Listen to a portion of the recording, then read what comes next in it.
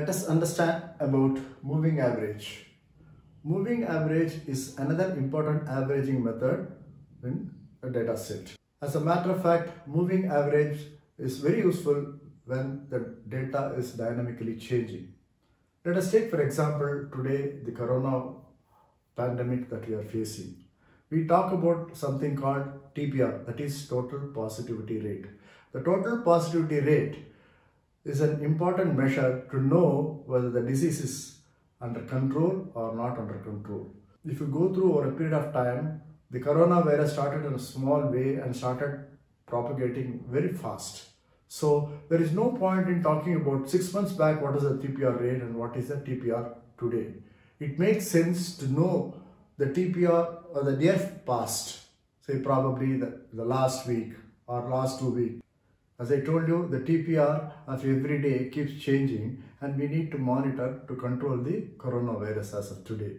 So what you do is that you take the data of yesterday, day before yesterday, yesterday and today, and find the average, and that will be one moving average. Then when you go tomorrow, you take yesterday, today and tomorrow, and that's the way you work out the moving average. How to calculate moving average? It's fairly simple. It's a very easy method. Suppose this is the set of data for which you got to do the moving average of 3 time periods. So what you do is as x1 plus x2 plus x3 divided by 3 will give you the moving average 1, and x2 plus x3 plus x4 will give you the moving average 2. Like that you go on. Okay. Now the another aspect about moving average is that the data that you have may be fluctuating widely, and that gets smoothened.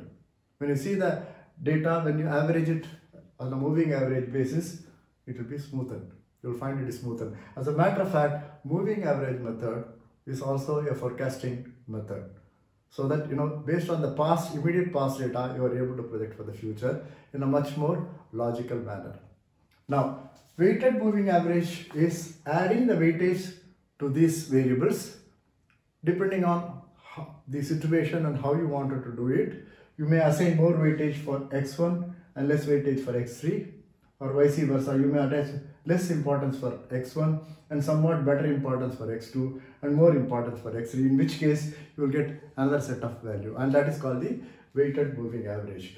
There is no need that you have to only limit yourself to 3 periods. You can even have for 5 periods. If you have for 5 periods, that means that you will be taking the first moving average at this level, and then the next will be like that.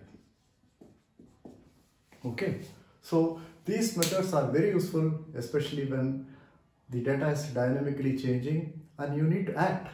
As a matter of fact, the TPR gives an indication in terms of the spread, how fast it is spreading.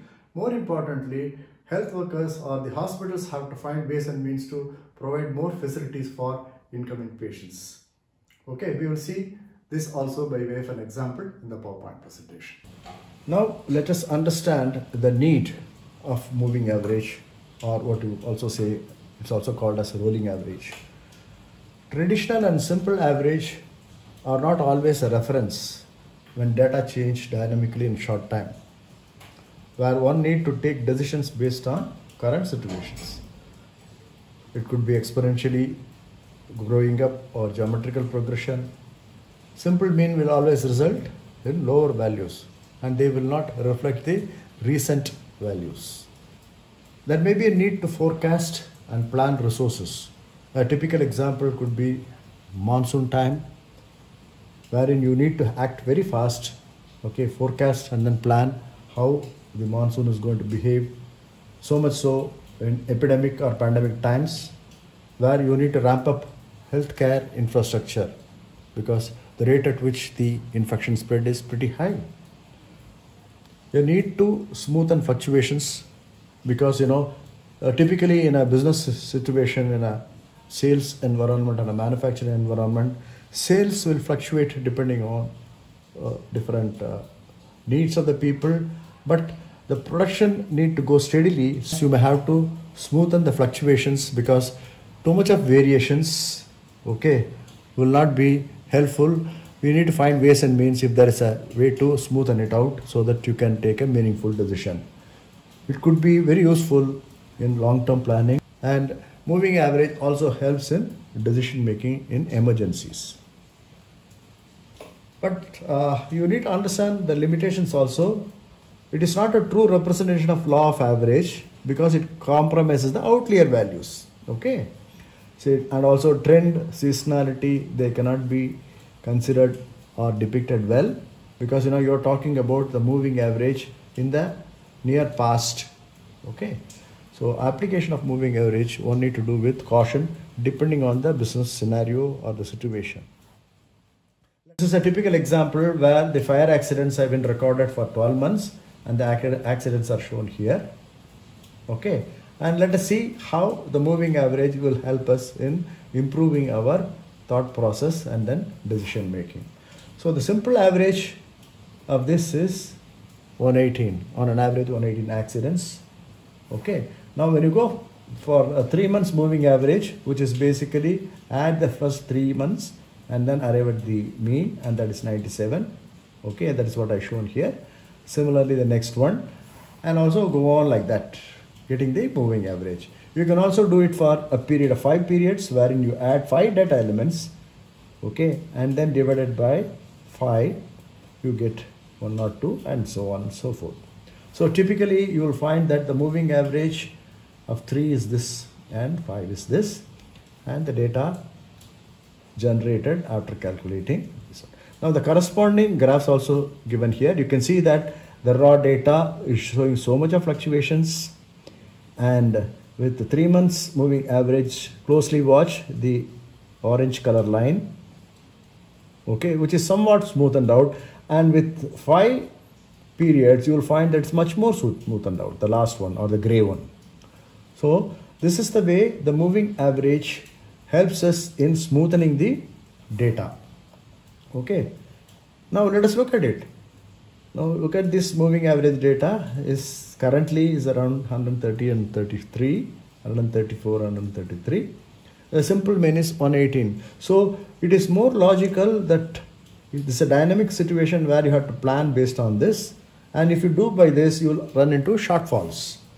So that is where the moving average helps us.